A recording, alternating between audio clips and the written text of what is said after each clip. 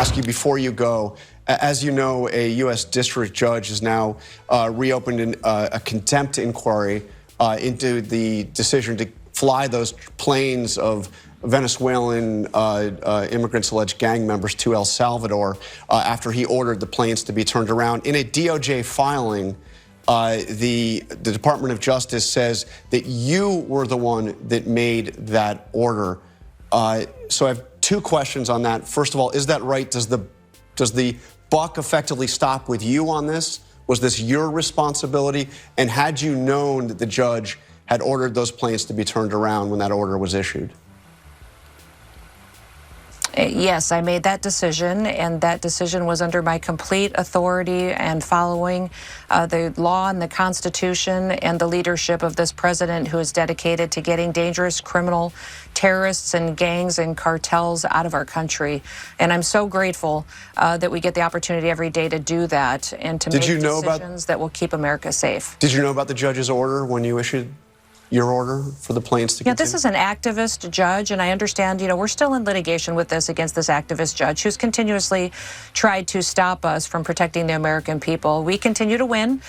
His ridiculous claims are not in good standing with the law or the Constitution. We'll win this one as well, and we comply with all federal orders that are lawful and binding, and we will continue to do that. But I'm proud of the decisions that I've made, proud to work for this president each and every day to keep America safe. According to a court filing, Noem was informed of the judge's orders to turn the flights around last March, but she decided that the detainees had already been removed from the United States so they could continue to be transferred to the notorious Seacourt prison in El Salvador. The disclosure comes as Judge James Boasberg seeks to revive criminal contempt proceedings against Trump administration officials who authorized the flights. The Justice Department argued the decision was lawful and consistent with its interpretation of the court's order, but Judge Boasberg said deportees likely did not receive due process. Additionally, a whistleblower has alleged former Principal Deputy Attorney General Emil Bovee told subordinates to consider ignoring court orders, which Bovee denied during Senate confirmation hearings. Plaintiffs want at least 9 current or former Trump officials to testify in contempt hearings. Let's just remember, armed with these legal arguments from Bovee and others, what Kristi Noem did with it. She gave the order, per reporting now, to continue these flights to the prison in El Salvador, which is described as a hellish prison, one of the worst, harshest conditions on earth. And we now know, through terrific reporting from a number of our fellow outlets, just that more than half, I believe, of those who were sent there had no criminal records. We know, per reporting, the horrendous abuse that they received while there, torture-like conditions. Some reported of being sexually abused, not given any food, not given the ability to sit down, have to stand for hours and hours on end. And Kristi Noem decided to use that as a backdrop for a photo op. Let's remember, she went to Seacourt. Kristi Noem is under congressional investigation. Congressman Robert Garcia just launched a joint investigation with Senator Richard Blumenthal into the Department of Homeland Security after reports that American citizens are being detained by our own government. No warrants, no lawyers, people disappearing off U.S. streets. ProPublica uncovered that at least 170 Americans have been wrongfully arrested by DHS. Many denied phone calls, denied counsel, and held for days without charges, all under the Trump administration's directions. Garcia and Blumenthal have demanded every record from the DHS Secretary Kristi Noem. Garcia said it best. He said no one should live in fear of being thrown behind bars by our own government because of their race or what they look like. America doesn't jail people without cause. That's not law enforcement. That's tyranny. I want to ask you about a flood of videos that we're all seeing on social media showing immigration officers across the U.S. using pretty aggressive tactics.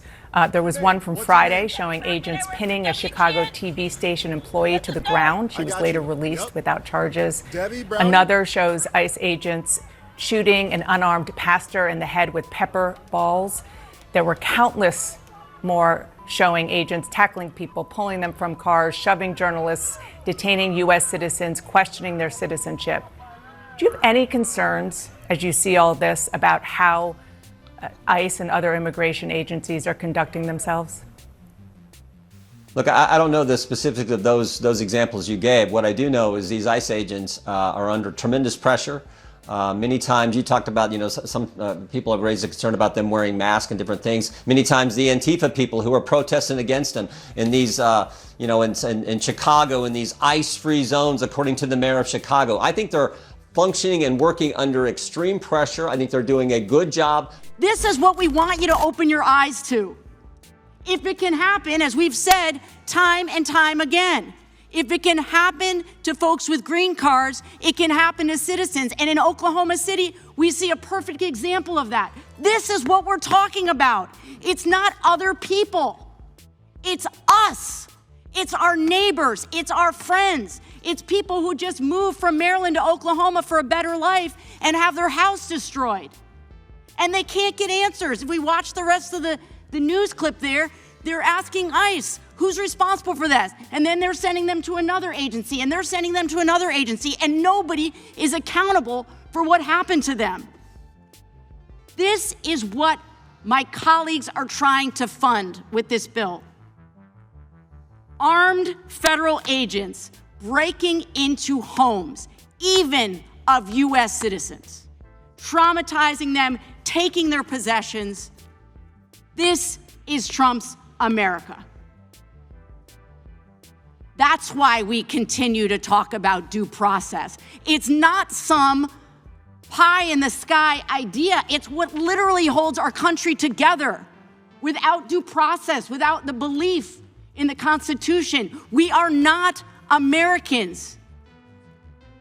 That's what gives us the ability to say we are an exceptional country in the world, that everyone who lives here gets due process.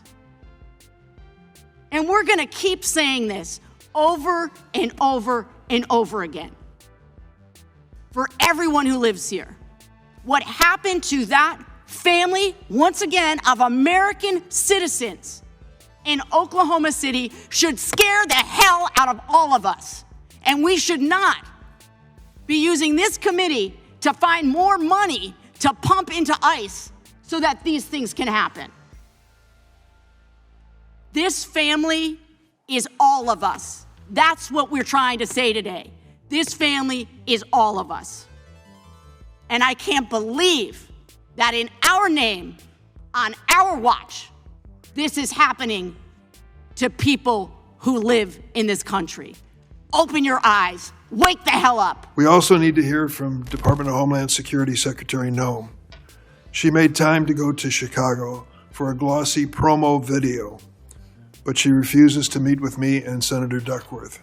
She won't respond to our oversight request and denies us access to detention facilities in the state we represent. We were there last Friday. There were demonstrators there. In the course of the day, 4 were arrested and detained. It was a quiet day. People were exercising their constitutional rights in a nonviolent fashion, as they should. When I was chair of this committee, I held a DHS oversight hearing with Secretary Mayorkas during the first year of the Biden administration. He faced tough questions from both sides of the aisle. You probably remember it. Unlike the current Attorney General, he didn't insult this committee with his responses. Mr. Chairman, we sent you a letter in June asking when Secretary Noem would appear before the committee. Madam Secretary, on April 24th, a woman in Louisiana was deported along with her 7-year-old daughter and 4-year-old son, both of whom were U.S. citizens. The 4-year-old son had stage 4 cancer. Now, you just stated under oath that the mother consented to having her U.S. citizen children removed. But I have spoken with the attorney for that U.S. citizen child with stage 4 cancer. She has also made numerous statements to the press in which she stated unequivocally that at no time did the mother consent to her U.S. citizen children being removed. What evidence do you have to support your claim that she did consent? Congressman, we followed the same policies and procedures. What evidence do you have? And we What have evidence do you have? We have that documentation she? What documentation do you have that mother We consented? will get that to you, sir. I don't have it with me. Please do. today. I understand But it's that hard to mother keep them all consented straight to because take you've her deported child with multiple her. U.S. citizen children, but I'm asking specifically about the 4-year-old with cancer who was deported on April 25th. For the record, that family was also not given access to legal counsel before they were deported, even though their lawyer was in the same building at the time. I'm holding in my hands here a document called ICE Directive 11064, Interests of Non-Citizen Parents and Legal Guardians of Minor Children. This is the policy for how ICE agents should handle situations like this. It states unequivocally that parents and legal guardians should have the ability to make alternative care arrangements for minor children prior to their arrest or detention, and that ICE must afford parents the opportunity to consult with legal counsel. So, did the ICE agents working on this case who deported this 4-year-old with cancer of their own volition fail to follow ICE policies, or were they directed to by your office or anyone else in DHS leadership?